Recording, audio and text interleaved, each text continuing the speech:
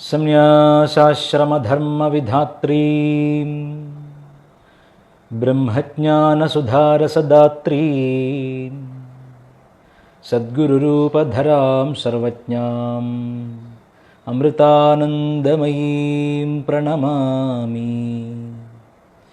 സ്ഥാപകായ ച ധർമ്മസ്യ സർവധർമ്മസ്വരൂപിണേ അവതാരവരിഷ്ഠായ രാമകൃഷ്ണായ തേ നമഃ. മൂകം കരോതി വാചാലം പങ്കും ലംഘയത്തെ ഗിരിം യത്കൃപാതമഹം വന്ദേ പരമാനന്ദമാധവം. ബ്രഹ്മചര്യവ്രതീ ദണ്ഡീ സർവവേദാന്തപണ്ഡിതഃ ശ്രീമദ്വിവേകയോഗീ മാം പ്രചോദയതു സർവദാ. അപാരസച്ചിത്സുഖവാരിരാശേഃ യസ്യോർമിമാത്രം ഭുവനം സമസ്തം ഗുഹാഹിതം തം രമണം ഗഭീരം ചിന്താവിഹീനം ഹൃദി ചിന്തയാമി. സദാശിവസമാരംഭാം ശങ്കരാചാര്യമധ്യമാം അസ്മദാചാര്യപര്യന്താം വന്ദേ ഗുരുപരമ്പരാം.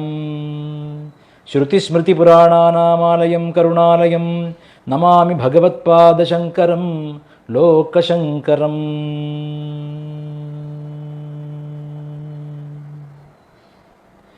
ജയ ജയ ശങ്കര ഹര ഹര ശങ്കര ജയ ജയ ശങ്കര ഹര ഹര ശങ്കര ജയ ജയ ശങ്കര ഹര ഹര ശങ്കര ജയ ജയ ശങ്കര ഹര ഹര ശങ്കര ജയ ജയ ശങ്കര ഹര ഹര ശങ്കര.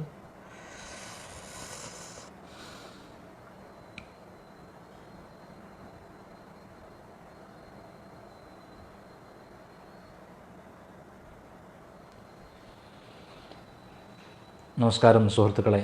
ഇന്ന് നമ്മുടെ ഭഗവത്ഗീത സാരം എന്ന പുതിയ പരമ്പര തുടങ്ങുകയാണ്.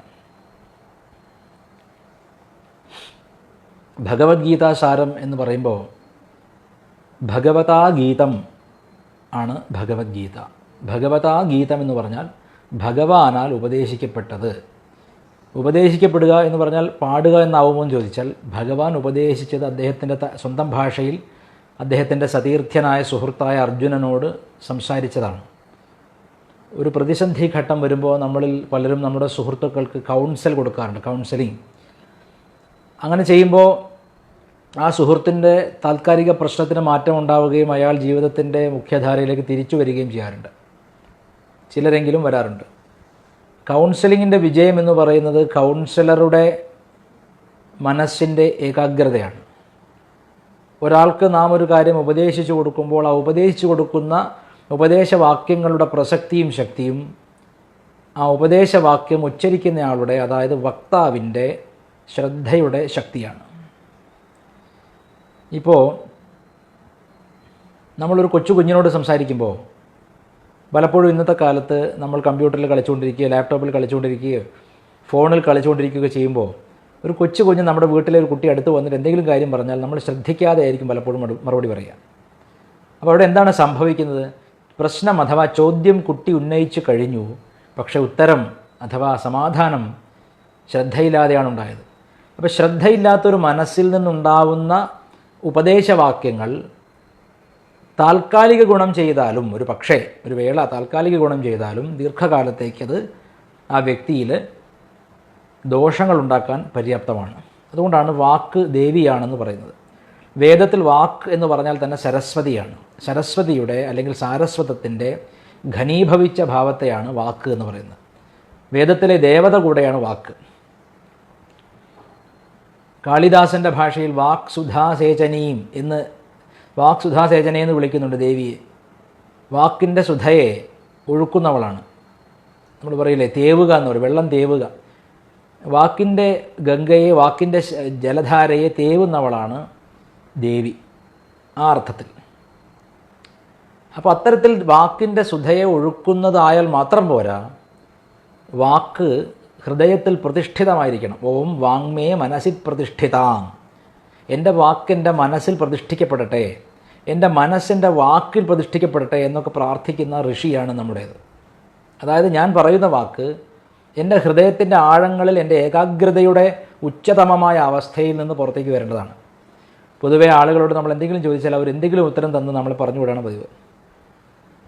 ഇപ്പം ഭഗവത്ഗീത എന്ന് പറയുമ്പോൾ ഭഗവതാ ഗീതം എന്ന് പറയുമ്പോൾ ഭഗവാനാൽ പാടപ്പെട്ടത് എന്നാണ് ശരിക്കും അർത്ഥം. ഭഗവാനാൽ പാടപ്പെട്ടത്. പക്ഷെ ഭഗവാൻ പാടുകയല്ല ചെയ്തത്, ഉപദേശിക്കുകയാണ് ചെയ്തത്. ആരാണിത് പാട്ടാക്കിയത്?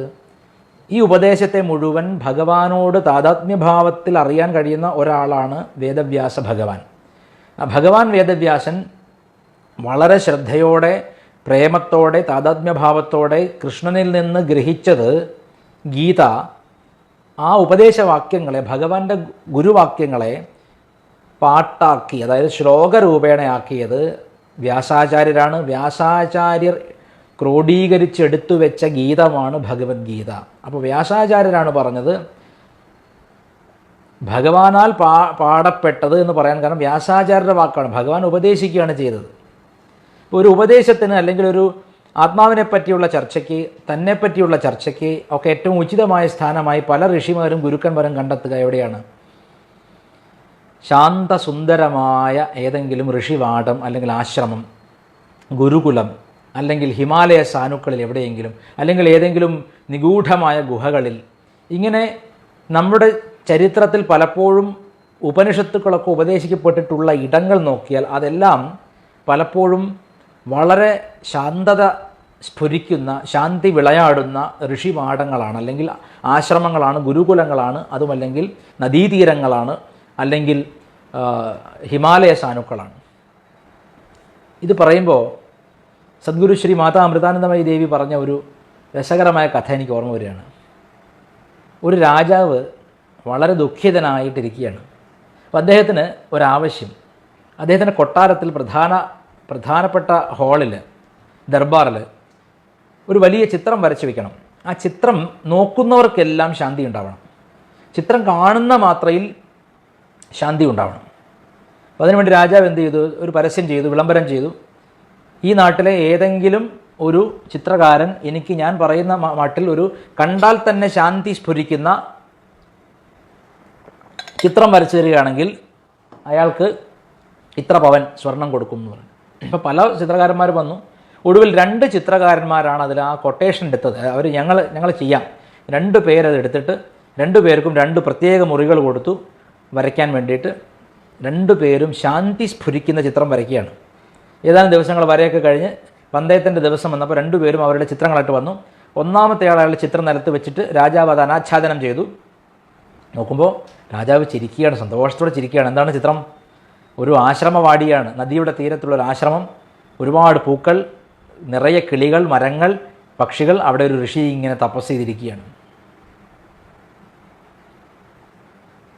ചുറ്റും പ്രശാന്തത, തണുപ്പ്, ഉഷ്ണമില്ലാത്ത, ആനന്ദം നിറഞ്ഞ നല്ല കാലാവസ്ഥയുള്ള, ചുറ്റോട് ചുറ്റും സുഗന്ധം പൊഴിക്കുന്ന പൂക്കളുള്ള, ഇല പൊഴിക്കുന്ന തരുക്കളുള്ള, കളകൂജനം ചെയ്യുന്ന പക്ഷികളുള്ള, വൃക്ഷങ്ങളുമൊക്കെ നിറഞ്ഞ് നല്ല, കണ്ടാൽ തന്നെ ശാന്തമായി ഒഴുകുന്ന ഒരു നദിയും അരികിലൂടെ അവിടെ ഇരുന്ന് തപസ് ചെയ്യുന്ന, ധ്യാനം ചെയ്യുന്ന ഒരു സന്യാസിയുടെ, ഒരു ഋഷിയുടെ ചിത്രമാണ് ഇദ്ദേഹം വരച്ചത്. നമ്മളിപ്പോൾ ബുദ്ധനെയൊക്കെ കാണുമല്ലോ. ബുദ്ധനെ കാണുന്ന പല വീടുകളിലും ഞാൻ കണ്ടിട്ടുണ്ട്. ഹിന്ദുക്കളുടെ വീടുകളിൽ, പല വീടുകളിലും ശ്രീബുദ്ധൻ്റെ ഒരു വിഗ്രഹം, തല മാത്രം അല്ലെങ്കിൽ ധ്യാനിച്ചിരിക്കുന്ന വിഗ്രഹം പലയിടത്തും, ഓഫീസുകളൊക്കെ ഇന്നത്തെ കാലത്തൊരു ഫാഷൻ പോലെ ആയിട്ടുണ്ട്.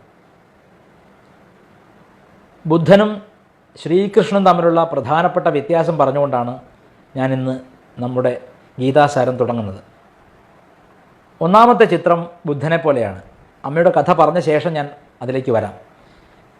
രാജാവിനോട് ഒന്നാമത്തെ കലാകാരൻ പറഞ്ഞു, രാജാവേ, എനിക്ക് തന്നെയല്ലേ സമ്മാനം, അങ്ങേക്ക് തൃപ്തിയായില്ലേ എന്ന് ചോദിച്ചു. അപ്പോൾ അദ്ദേഹം പറഞ്ഞു, ശരിയാണ്, അങ്ങ് വരച്ചത് വളരെ ഗംഭീരമായിട്ടുണ്ട്, എനിക്ക് മറ്റേ കലാകാരൻ്റെ ചിത്രം കൂടി കണ്ട ശേഷമേ സമ്മാനം തീരുമാനിക്കാൻ പറ്റുള്ളൂ എന്ന് പറഞ്ഞിട്ട് അദ്ദേഹം രണ്ടാമത്തെ ചിത്രം രണ്ടാമത്തെ കലാകാരനെ മുമ്പിൽ വെച്ച് അനാച്ഛാദനം ചെയ്തു. അതിൽ കണ്ടത് അത്ഭുതകരമായൊരു ചിത്രമാണ്. അതായത് അതിഘോരമായ ശബ്ദത്തോടുകൂടി പ്രചണ്ഡമായിട്ട് ഒരു വെള്ളച്ചാട്ടം, വെള്ളം ഇങ്ങനെ പാറക്കല്ലിൽ തട്ടിത്തെറിക്കുകയാണ്. അതിഘോരമായ ശബ്ദം ആ ചിത്രം കാണുമ്പോൾ തന്നെ ഫീൽ ചെയ്യും. കൊടുങ്കാറ്റ് പോലെ കാറ്റ് വീശുന്നുണ്ട്, ചില ചുള്ളികൾ ഒടിഞ്ഞു തെറിക്കുന്നുണ്ട്, ചില കമ്പുകൾ ഒടിഞ്ഞു തെറിക്കുന്നുണ്ട്, ചിലയിടത്ത് പാറക്കല്ലുകൾ തന്നെ എടുത്തെറിയപ്പെടുന്നുണ്ട്. പക്ഷേ അവിടെ ഒരു വൃക്ഷത്തിൻ്റെ ഒരു ഉണങ്ങിയ ചില്ലമേൽ ഒരു പക്ഷി, ഒരു കുഞ്ഞി പക്ഷി ഇരുന്ന് കണ്ണടച്ച് സമാധാനമായിരിക്കുന്നു. ചുറ്റും പ്രക്ഷുബ്ധതയാണ്, കൊടുങ്കാറ്റാണ്, വെള്ളച്ചാട്ടമാണ്, ശബ്ദമുഖരിതമാണ്. അവിടെ ഒരു കിളി ഉണങ്ങിയ ചുള്ളിക്കമ്പിന്മേൽ, പൊട്ടി വീഴില്ല എന്നുറപ്പില്ലാത്ത ഒരു ചുള്ളിക്കമ്പിന്മേൽ സമാധാനമായി കണ്ണടച്ചിരിക്കുന്നു. ഇങ്ങനെ 2 ചിത്രങ്ങളാണ് വരയ്ക്കപ്പെട്ടത്. രണ്ടാമത്തെ ചിത്രം കണ്ടിട്ട് ആദ്യം രാജാവിന് അല്പം ഒരു ദേഷ്യം വന്നു. ഇതെന്ത് ചിത്രമാണെന്ന് ചോദ്യം വന്നു. ഉടനെ രാജാവിൻ്റെ ഉള്ളിൽ വിവേകമുണർന്നു. ഇതാണ് ചിത്രം, ഇതാണ് യഥാർത്ഥമായ ശാന്തി. പ്രക്ഷുബ്ധതയുടെ, പ്രചണ്ഡമായ ശബ്ദഘോഷങ്ങളുടെ, ഗീതയുടെ ഭാഷയിൽ തുമുലത്തിൻ്റെ ഇടയിൽ അതിശാന്തമായി തൻ്റെ ഉള്ളിലെ ആഴം കണ്ടെത്തുന്ന ഒരുവനാണ് ബോധോദയം നേടിയവൻ. ഞാൻ പലപ്പോഴും കണ്ടിട്ടുണ്ട്, ഞാൻ ആരെയും കുറ്റം പറയുകയല്ല, ഇത് സത്യമാണ്. തൻ്റെ ആശ്രമത്തിൻ്റെ സൗകര്യത്തിൽ വീഡിയോയ്ക്ക് മുമ്പിൽ ഇരുന്ന് ശാന്തത അഭിനയിക്കാൻ ആർക്കും സാധിക്കും. സുനാമി വന്നപ്പോൾ അവിടെ സേവനത്തിന് പോയ ആരോട് ചോദിച്ചാലും പറയാം, അമ്മയായിരുന്നു ഈ വെള്ളത്തിന് നടുവിൽ ആദ്യം നിന്നത്. പ്രക്ഷുബ്ധതയുണ്ട്, പ്രകൃതിക്ഷോഭമുണ്ട്, ജനങ്ങൾ ആർത്തലച്ച് കരഞ്ഞുകൊണ്ട് അമ്മയുടെ ദേഹത്തേക്കാണ് വരുന്നത്, അമ്മയെന്ന് കൊണ്ടാണ് വരുന്നത്. അമ്മ അവരെല്ലാം സമാധാനിപ്പിക്കുന്നു. ഈ പ്രക്ഷുബ്ധതയിടയിലും തൻ്റെ ഉള്ളിലെ പ്രശാന്തി നഷ്ടപ്പെടാതെ അവിഛിന്നമായ ശാന്തിയിൽ നിഷ്ഠ നേടുന്നവനെയാണ് സഹജനിഷ്ഠൻ എന്ന് വിളിക്കുന്നത്. യോഗശാസ്ത്രത്തിലെ ഏറ്റവും ഉയർന്ന സമാധി എന്ന് പറയുന്നത് സഹജ സമാധിയാണ്. സവികൽപ്പമല്ല, സബീജമല്ല, നിർബീജമല്ല, നിർവികൽപ്പമല്ല, അതിനെല്ലാം താണ്ടി ഏറ്റവും ഉയർന്ന സമാധി സഹജ സമാധിയാണ്. അമ്മയുടെ ആരതിയിൽ, അമ്മയുടെ ആശ്രമത്തിൽ അമ്മയുടെ ദർശനവും ഭജനയൊക്കെ കഴിഞ്ഞാൽ അവസാനം ആരതി ഒഴിയുമ്പോൾ പാടുന്ന പാട്ടുണ്ട്, ഒരു ആരതിയുണ്ട്. അതിലൊരു വരിയുണ്ട്, സഹജ സമാധി സുധന്യേ ദേവി അമൃതാനന്ദമയീ. സഹജ സമാധിയുടെ പ്രത്യേകത, ഒരു സഹജ സമാധി നിഷ്ഠനെ കണ്ടാൽ തിരിച്ചറിയാൻ വളരെ പ്രയാസമാണ്. കാരണം സഹജ സമാധി എന്ന് പറയുന്നത് പ്രത്യേകതകളൊന്നും കാണിക്കാത്ത, കണ്ണടയ്ക്കാത്ത, ഒരു പക്ഷേ ധ്യാനിച്ചിരിക്കാത്ത, ധ്യാനം പ്രദർശിപ്പിക്കാത്ത ഒരു സമാധിയാണ്. എപ്പോഴും അവർ ധ്യാനത്തിലാണ്, സദാ നിരന്തരം ആ പരമമായ പൊരുളായി വർത്തിക്കലാണ്. ബീയിങ് ആണ് സഹജസമാധി. സഹജസമാധി നിഷ്ഠയിൽ ഉണ്ടായിരുന്ന 2 മഹാത്മാക്കളെ എടുത്തു പറയേണ്ടത് രമണ മഹർഷിയെയും അമ്മയെയും മാത്രമാണ്. മറ്റുള്ളവർക്കെല്ലാം ആ അനുഭവം ഉണ്ടോ ഇല്ലയോ എന്ന് എനിക്കറിയില്ല. പക്ഷേ അവരെല്ലാം ഇപ്പോൾ രാമകൃഷ്ണദേവനെ എടുത്തു കഴിഞ്ഞാൽ അദ്ദേഹം അത്യുച്ഛ നിഷ്ഠയിലുണ്ടായിരുന്നെങ്കിലും അദ്ദേഹം എപ്പോഴും ഭാവസമാധിയിൽ പോവുകയും സമാധി കാണിക്കുകയും, അതായത് മറ്റുള്ളവർക്ക് പഠിപ്പിക്കാൻ വേണ്ടിയായിരിക്കാം, അദ്ദേഹം പ്രദർശിപ്പിക്കുകയും ചെയ്തിരുന്നു. എന്നാൽ അമ്മയാകട്ടെ അത്തരത്തിലൊന്നും തന്നെ വിശേഷിച്ച് കാണിക്കുന്നില്ല.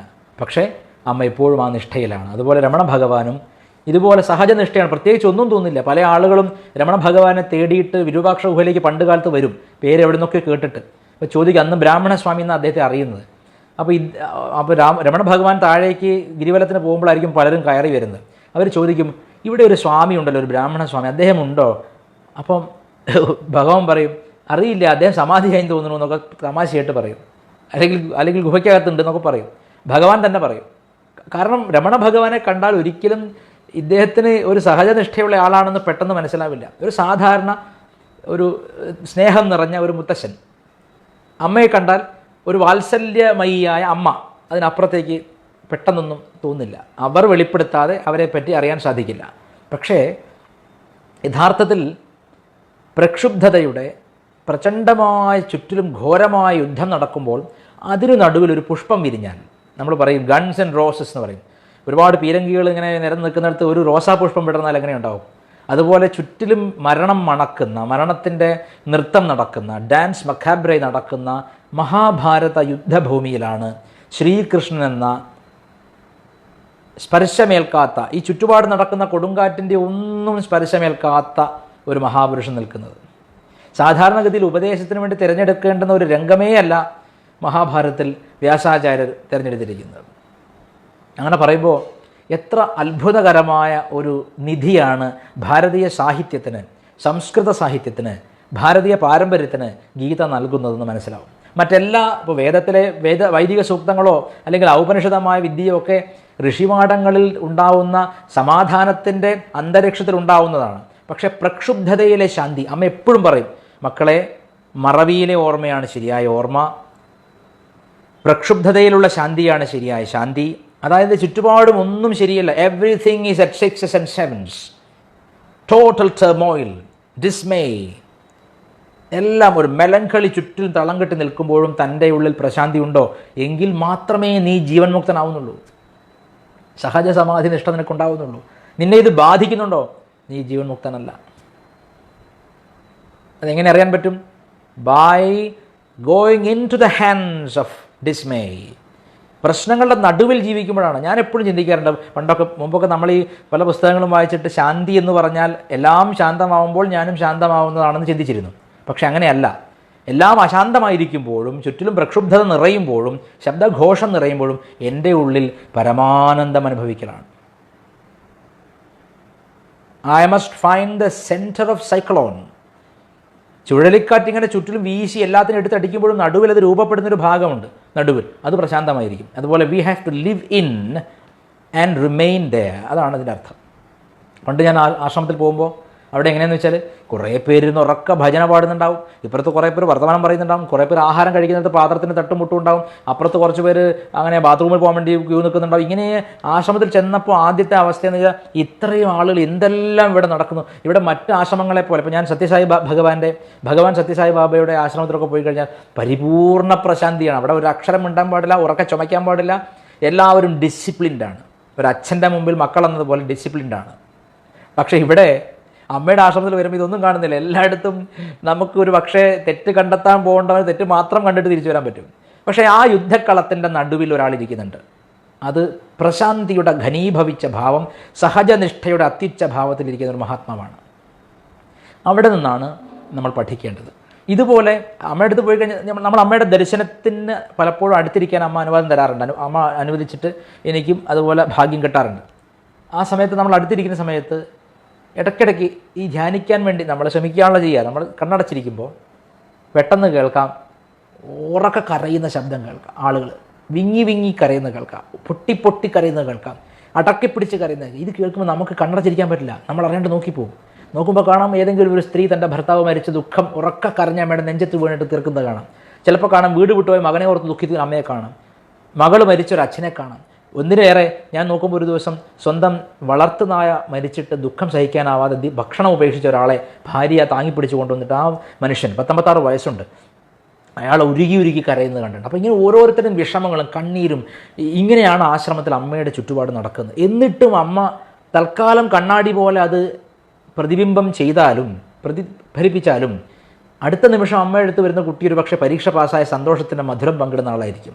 ആ വ്യക്തിയെ നോക്കി അമ്മ അവരുടെ സന്തോഷം അതേപോലെ റിഫ്ലക്റ്റ് ചെയ്യുന്നു, പിന്നെ വിടുന്നു. അമ്മ കണ്ണാടി പോലെയാണ്. അമ്മയ്ക്ക് പ്രത്യേകിച്ച് ഭാവമൊന്നുമില്ല, മുമ്പിൽ വരുന്നവരുടെ ഭാവം മാത്രമാണ്. ഇങ്ങനെ കണ്ണാടി പോലെ ആണ് ഒരു ശരിയായ ഗുരു ഉണ്ടായിരിക്കുക. എപ്പോഴും ചിരിച്ചു കാട്ടുന്നവൻ ഗുരുവാണെന്ന് നമ്മൾ ചിന്തിക്കും. തെറ്റായ ചിന്താഗതിയാണത്. ചിരിച്ചു കാട്ടാൻ വലിയ പ്രയാസമൊന്നുമില്ല. ദുഃഖത്തിൻ്റെ ഇടയിലും കണ്ണീരിൻ്റെ ഒരു കടൽ ചുറ്റിലും നിൽക്കുമ്പോഴും തൻ്റെ ഉള്ളിൽ പ്രശാന്തി. ഒരു പക്ഷേ പുറത്ത് ദുഃഖിക്കുന്നവൻ്റെ ദുഃഖം റിഫ്ലക്റ്റ് ചെയ്തേക്കാം, പക്ഷേ ഉള്ളിൽ പ്രശാന്തി വിടാതിരിക്കലാണ്. സാധാരണഗതിയിൽ അമ്മയെപ്പോലെ നമ്മളൊരു 10 പേരുടെ ദുഃഖം കേട്ട് കഴിഞ്ഞാൽ നമുക്ക് അന്നത്തെ ദിവസം വേറെ ഒന്നും ചെയ്യാൻ പറ്റും. നമ്മൾ ചിലപ്പോൾ ഡൗൺ ആയി കടന്നു പോകും. ഞാനീ പറയാൻ കാരണം സഹജനിഷ്ഠ അല്ലെങ്കിൽ സഹജ സമാധി എന്ന സമാധിയെ കാണിക്കാൻ ലോകത്തിൻ്റെ ചരിത്രത്തിൽ കുറഞ്ഞ വിരലിൽ എണ്ണാവുന്ന മഹാത്മാക്കളെ ഉണ്ടായിട്ടുള്ളൂ. ഒരു ശ്രീരാമനിൽ നിന്ന് സഹജനിഷ്ഠ പഠിക്കാൻ പറ്റില്ല. ശ്രീരാമനിൽ നിന്നൊരു പക്ഷേ ഭാവസമാധിയോ നിർവികൽപ്പ സമാധിയോ ഒക്കെ പഠിക്കാൻ പറ്റിയേക്കാം പലപ്പോഴും. ഒരു ബുദ്ധനിൽ നിന്ന് സഹജനിഷ്ഠ പഠിക്കാൻ പറ്റില്ല, ശൂന്യം മാത്രമേ പഠിക്കാൻ പറ്റൂ. അത് നിർവികൽപ്പമോ നിർബീജമോ എന്ന് പറയാവുന്ന സമാധിയാണ്, അതിനപ്പുറത്തേക്കല്ല. പരമോത്കൃഷ്ടമായ പരമമായ സമാധി എന്ന് പറയുന്നത് ശ്രീകൃഷ്ണൻ്റെ സമാധിയാണ്, സഹജ സമാധി. അതേ സമാധി സുഖമാണ് രമണ മഹർഷിയും അമ്മയും അനുഭവിച്ചുകൊണ്ടിരിക്കുന്നത്. പറയാൻ കാരണം ടേമോയിൽ എന്ന് പറയുന്നതിനെ അതിജീവിക്കുക എന്നുള്ളതാണ്. നമുക്കറിയാം ഭഗവാൻ രമണ മഹർഷിയുടെ ആശ്രമത്തിൽ അദ്ദേഹത്തിൻ്റെ സമാധിക്ക് ശേഷം, ഇന്ന് ഇൻട്രൊഡക്ഷനാണ്, അതുകൊണ്ട് കുറച്ച് കഥ പറയാൻ എനിക്ക് സ്വാതന്ത്ര്യമുണ്ട്. നാളെ മുതൽ നമ്മൾ സാരവത്തായ പാഠങ്ങളിലേക്ക് കടക്കും. പക്ഷേ ഈ ഇൻട്രൊഡക്ഷൻ മിസ് ചെയ്താൽ നിങ്ങൾക്ക് എല്ലാം മിസ് ചെയ്യും. രമണ മഹർഷിയുടെ സമാധിക്ക് ശേഷം രമണാശ്രമത്തിൽ ചെറിയൊരു തർക്കം വന്നു. രമണ മഹർഷിയെ എവിടെ സമാധി ഇരുത്തണം? വലിയ പ്രശ്നമായി. എവിടെയാണ് രമണ മഹർഷി സമാധി ഇരുത്തുക? ലോകം കണ്ട മഹാപുരുഷന്മാരിൽ ഏറ്റവും ഉത്കൃഷ്ടമായ സ്ഥാനം വഹിക്കുന്ന ഒരാൾ എവിടെ സമാധി ഇരുത്തും? വലിയൊരു പ്രശ്നമായ സമയത്ത് അന്ന് കേരളീയനായ കെ നമ്പ്യാർ എന്ന ഭഗവാന്റെ ഭക്തന് ഒരു സ്വപ്നമുണ്ടായി. മഹർഷി സ്വപ്നത്തിൽ വന്നിട്ട് ഒരിടത്തൊരു കളം വരച്ചിട്ട് ഇവിടെ ഇരുത്തണം എന്ന് പറഞ്ഞിട്ട് പോയി. അതേപോലെ തന്നെ മഹർഷിയുടെ മറ്റൊരു ശിഷ്യനായ കപാലി ശാസ്ത്രിക്കും ഇതുപോലെ ഒരു സ്വപ്നമുണ്ടായി. അങ്ങനെ ആ സ്വപ്നത്തിൽ പറഞ്ഞ പ്രകാരം അവിടെ ഇരുത്തിയതുകൊണ്ട് മാത്രമായില്ല, ഭഗവാന്റെ സമാധിയൊക്കെ വെച്ച ശേഷം സമാധിയിൽ ശിവലിംഗമാണ് വെക്കുക. സമാധിയിൽ നിത്യപൂജ ചെയ്യണമല്ലോ. സമാധിയിൽ നിത്യപൂജ എന്ത് ചെയ്യും? രമണ മഹർഷി എന്ന് പറഞ്ഞൊരു മന്ത്രമുണ്ടോ? എന്ത് ചെയ്യും? എങ്ങനെ പൂജ ചെയ്യും? വലിയ പ്രശ്നമായി. അപ്പോൾ ഇതുപോലെ കപാലി ശാസ്ത്രിക്ക് വീണ്ടും ഒരു സ്വപ്നമുണ്ടായിട്ട് പറഞ്ഞു, സുബ്രഹ്മണ്യൻ്റെ മൂലമന്ത്രം വെച്ച് പൂജ ചെയ്യണമെന്ന്. ഇത് പലർക്കും അറിയില്ല. വലിയ മികച്ച പ്രഭാഷകരൊക്കെ രമണ മഹർഷിയെ എന്തോ എനിക്കറിയില്ല, അവതാരമൊന്നും അല്ല, മറ്റെന്തോ ആണ്, തന്നെ പോലെ തന്നെയാണെന്നൊക്കെ ആക്കിക്കൊണ്ട് വരികയാണ്. അവതാരം തന്നെയാണ്, സുബ്രഹ്മണ്യൻ്റെ അവതാരം തന്നെയാണ്, യാതൊരു സംശയവുമില്ല. ഇത് കപാലി ശാസ്ത്രി എന്ന് പറഞ്ഞാൽ സാധാരണ ആളല്ല. ഈ ചതുർവേദ പണ്ഡിതനാണ്, 4 വേദങ്ങളും കണ്ഠസ്ഥമായ പണ്ഡിതനാണ്, അരവിന്ദ മഹർഷിയുടെ ശിഷ്യൻ കൂടിയാണ്. അദ്ദേഹം പറയുകയാണ്, ഇതാ ഇവിടെ എന്ത് പൂജയാണ് ചെയ്യേണ്ടത്? സുബ്രഹ്മണ്യൻ്റെ പൂജയാണ്. മഹർഷിയുടെ അഷ്ടോത്തരം എഴുതപ്പെട്ടു. ആദ്യത്തെ മന്ത്രം മഹാസേന മഹാംശേന ജാതായ നമഃ.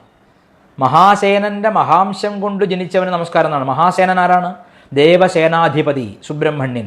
അങ്ങനെയുള്ള സുബ്രഹ്മണ്യൻ്റെ മഹാംശം കൊണ്ട് ജനിച്ചിട്ടുള്ള സ്കന്ധാംശമായ സ്കന്ധാവതാരമായ രമണ മഹർഷിക്ക് നമസ്കാരം എന്നാണ് ഇന്നും രമണാശ്രമത്തിൽ മഹർഷിക്ക് 2 നേരം പൂജ ചെയ്യുമ്പോൾ ചെയ്യുന്ന മന്ത്രത്തിലെ ആദ്യത്തെ മന്ത്രം. ഞാൻ പറയാൻ കാരണം, അവതാരങ്ങളിൽ തന്നെ ഭേദമുണ്ട്. അവതാരങ്ങൾ തന്നെ ചെയ്ത തപസ്സും അതിൽ നിന്ന് അവർ നേടുന്ന നിഷ്ഠയും വ്യത്യാസമുണ്ട്. അവതാരത്തിന് സിദ്ധികളെല്ലാം ഉണ്ടായിരിക്കുമെങ്കിലും അവർ നേടുന്ന സമാധിനിഷ്ഠയ്ക്ക് വ്യത്യാസമുണ്ടാകും. ശ്രീരാമൻ്റെ സമാധിനിഷ്ഠയല്ല ശ്രീകൃഷ്ണൻ്റേത്. ശ്രീരാമൻ്റെ സമാധിനിഷ്ഠയേക്കാൾ ഉത്കൃഷ്ടമായ സമാധിനിഷ്ഠയാണ് ശ്രീകൃഷ്ണൻ്റേത്. കാരണം ശ്രീകൃഷ്ണൻ എതിരിടേണ്ടി വന്നത് കംസനെ പോലെയുള്ള നെറികെട്ടവരെയാണ്. ജനിച്ചപ്പോൾ മുതൽ പ്രശ്നമാണ്. കാരാഗ്രഹത്തിൽ ജനിക്കുക, ജയിലിൽ ജനിച്ചിട്ട് ഏതെങ്കിലും കുട്ടി നന്നായതായിട്ട് നമ്മുടെ ചരിത്രത്തിലുണ്ടോ? എനിക്കറിയില്ല, വളരെ ചുരുക്കമായിരിക്കും. നന്നായാൽ തന്നെ എത്ര നന്നാവും എന്നുള്ള രീതിയിലാണ്. കാരണം ജയിലുകൾ സൃഷ്ടിക്കപ്പെടുന്നത് തന്നെ സ്വാതന്ത്ര്യത്തെ നിഷേധിക്കാനാണ്.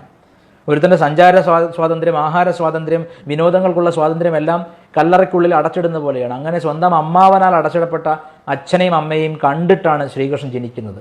ഇരുട്ടത്താണ്, അർദ്ധരാത്രിയാണ് ജനിക്കുന്നത്. അങ്ങനെയൊക്കെ ജനിച്ചു കഴിഞ്ഞാൽ, അത്തരത്തിലുള്ളൊരു ദുർഘടമായ ബാല്യമുണ്ടായിക്കഴിഞ്ഞാൽ നമ്മളൊക്കെ എന്തായി തീർന്നേനെ? അപ്പോൾ അതൊരു അവതാരം തന്നെയാണ്. ഇപ്പോൾ നമ്മുടെ വെള്ളിക്കാവ് എന്ന് പറയുന്ന ഭാഗം എന്ന് പറഞ്ഞാൽ ഒരു കടൽ തീരമാണ്. യാതൊരു തരത്തിലും വിദ്യാഭ്യാസം നേടിയിട്ടില്ലാത്ത മുക്കുവന്മാർ താമസിക്കുന്ന, അവർ മീൻപിടുത്തം മാത്രം ഉപജീവനമായി ജീവിക്കുന്ന, ഭാഗവതം എന്തെന്നോ ഗീത എന്തെന്നോ കേട്ടിട്ട് പോലും മര്യാദയ്ക്കില്ലാത്ത, എന്നാൽ സംസ്കാരമുള്ളവരാണ്. അതായത് വ്യാസൻ്റെ കുലമായതുകൊണ്ട് സംസ്കാരവും പൂജയും ഒക്കെ ഉള്ളവരാണ്. പക്ഷേ അവർക്ക് തത്വബോധമൊന്നുമില്ല. അവർ പ്രാർത്ഥനയും ഭക്തിയും മാത്രമേ ഉള്ളൂ. ക്ഷേത്രത്തിൽ പോവുക അല്ലെങ്കിൽ സംക്രമത്തിന് പൂജ ചെയ്യുക എന്നുള്ളത് മാത്രമേ ഉള്ളൂ. പക്ഷെ അവരുടെ ഇടയിലാണ് അമ്മയെപ്പോലൊരു അവതാരം ഉണ്ടാകുന്നത്. അതിൻ്റെ ദുർഘടം മുഴുവൻ അമ്മ അനുഭവിച്ചു. ചെറുപ്പകാലത്ത് ഒരു 20 വയസ്സ് വരെ അമ്മയെ കൊല്ലാൻ അനവധി തവണ ശ്രമിച്ചു പലരും.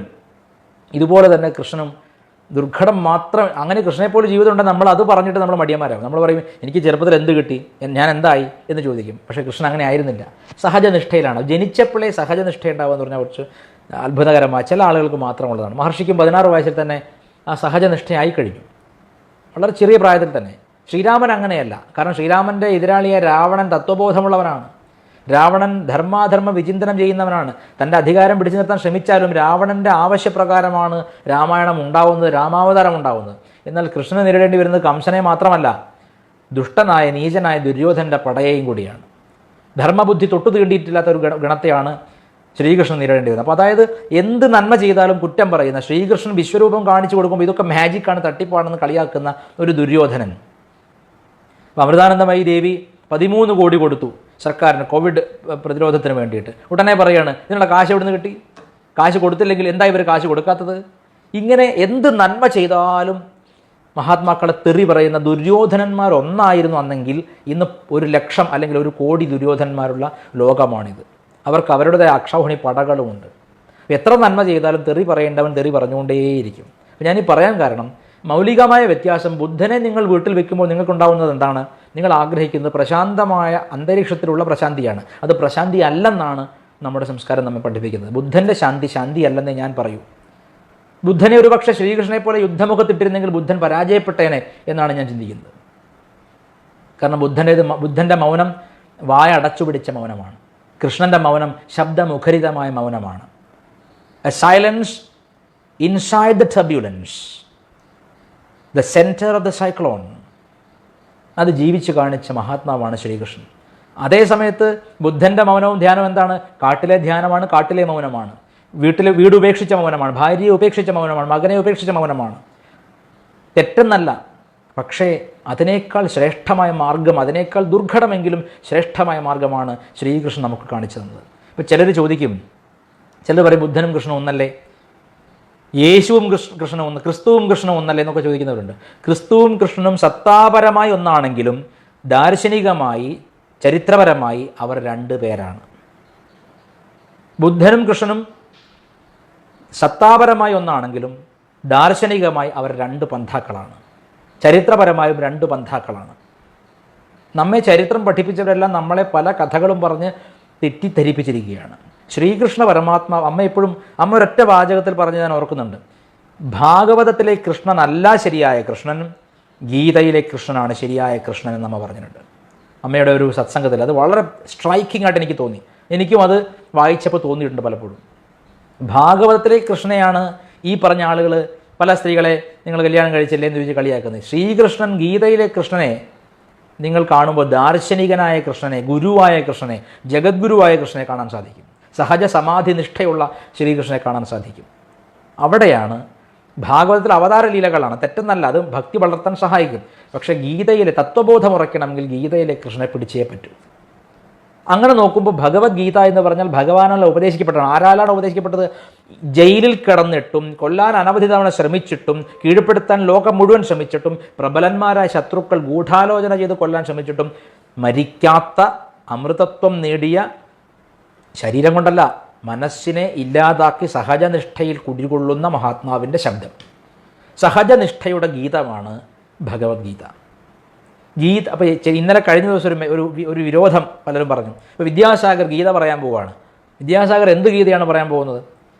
അവിടെ ശാക്തേയത്തിന് എന്തെങ്കിലും സ്ഥാനമുണ്ടോ? ശക്തിക്ക് എന്തെങ്കിലും സ്ഥാനമുണ്ടോ? കൃഷ്ണൻ്റെ സ്ഥാനത്ത് ഭഗവതി ആയിരുന്നെങ്കിൽ അവിടെ വേറെ രീതിയിലായിരുന്നു എന്നൊക്കെ പറയുന്നു. ഇവർക്ക് എന്തറിയാമെന്ന് എനിക്കറിയില്ല. കാളികാ പുരാണം എന്നെടുത്ത് വായിക്കണം. ഈ കൃഷ്ണൻ എന്ന് നിങ്ങൾ വിളിക്കുന്നത് കാളിയെ തന്നെയാണ്. ബംഗാളിലെ പ്രബലമായ ട്രഡീഷനാണ് കാളി കൃഷ്ണൻ എന്നത്. പലർക്കും കാളി കൃഷ്ണൻ എന്ന് പേരുണ്ട്. ഇത് നേരിട്ട് അറിഞ്ഞിട്ടാണ് മഹാനായ ഓട്ടൂർ ഉണ്ണി നമ്പൂതിരിപ്പാട് അമ്മയുടെ അഷ്ടോത്തരം എഴുതിയപ്പോൾ ഓം കാളി ശ്രീകൃഷ്ണ സങ്കാശ കോമള ശ്യാമളത്വിഷയ നമ എന്ന മന്ത്രം എഴുതിയത്. ഓട്ടൂർ അമ്മയിൽ കാളിയെയും കൃഷ്ണനെയും ഒരുപോലെ ദർശിച്ചു.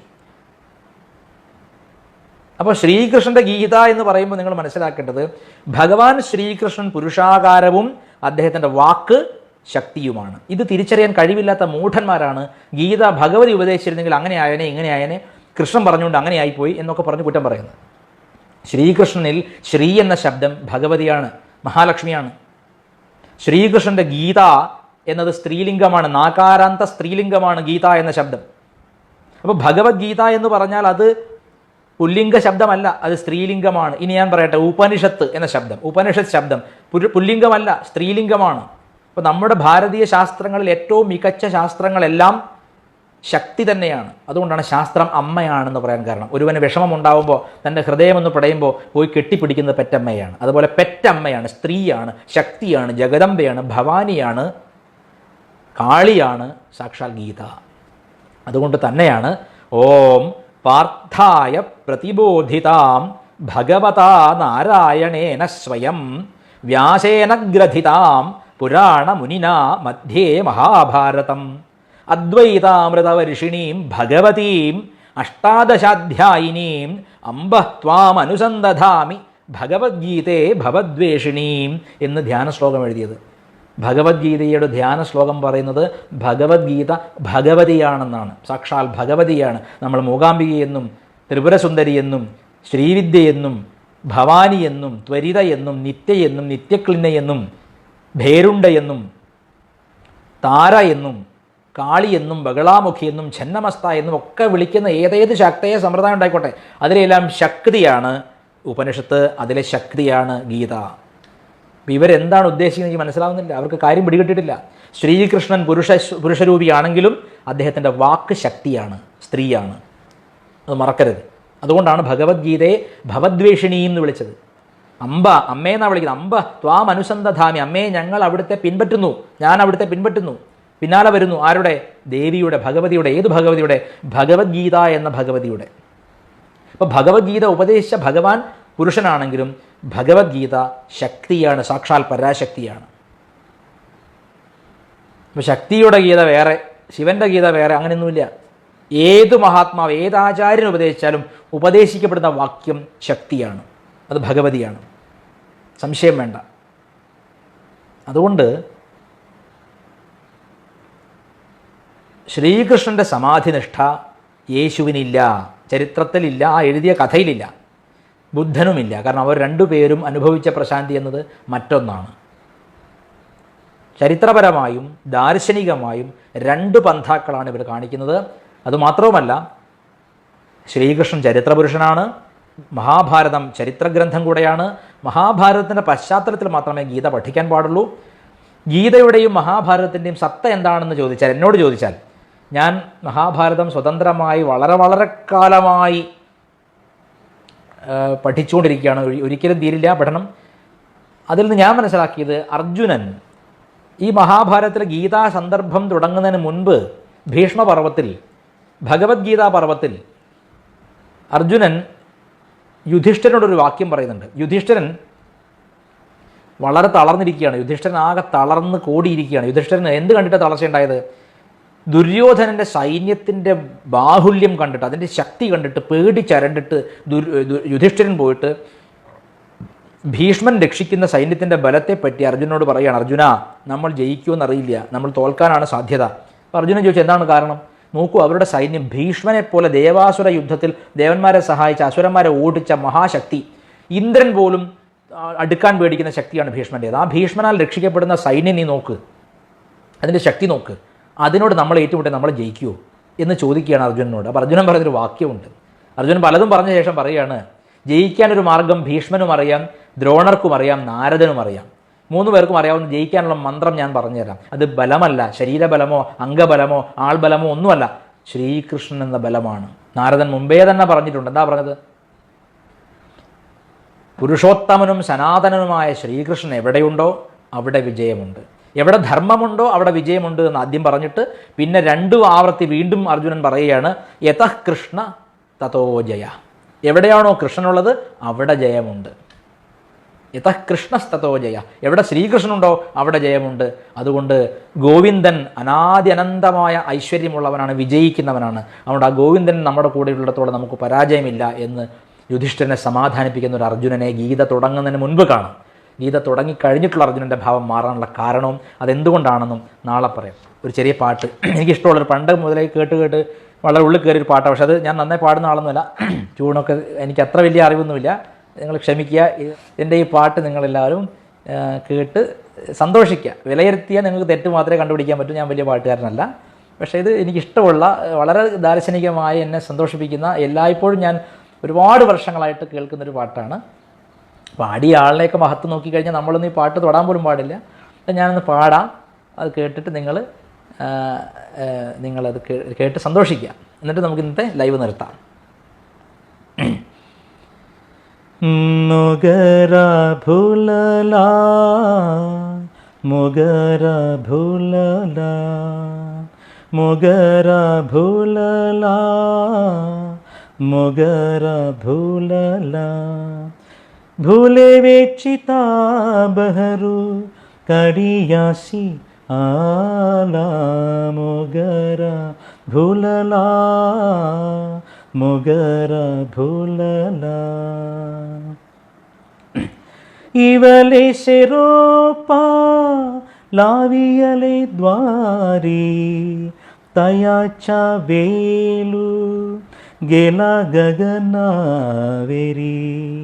इवले से रोपा लावियले द्वारी, तयाचा वेलू गेला गगनावेरी.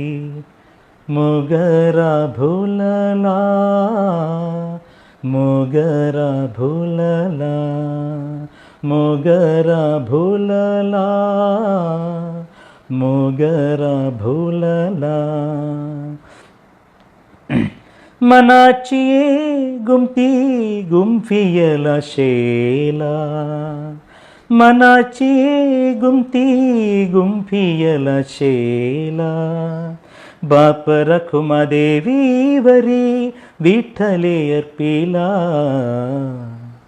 मोगरा भुलला मोगरा भुलला मोगरा भुलला मोगरा भुलला भूले वे चिता बहरू करियासी आला मोगरा भुलला मोगरा भुलला भूले वे चिता बहरू करियासी आला मोगरा भुलला मोगरा भुलला. അവിടെ നിൽക്കട്ടെ. മിക്കവാറും എല്ലാ ദിവസവും ഞാൻ ഈ പാട്ട് പാടാനുള്ള സാധ്യതയുണ്ട്. അതിനൊരു കാരണമുണ്ട്. വളരെ ശ്രദ്ധയോടെ ജീവിക്കുക. നാളെ ഗീതയുടെ മർമ്മത്തിലേക്ക് നമ്മൾ കടക്കും. ഇന്നേക്ക് ഇത്രമാത്രം. ഹര നമഃ പാർവതീപതയേ. ഹര ഹര മഹാദേവ.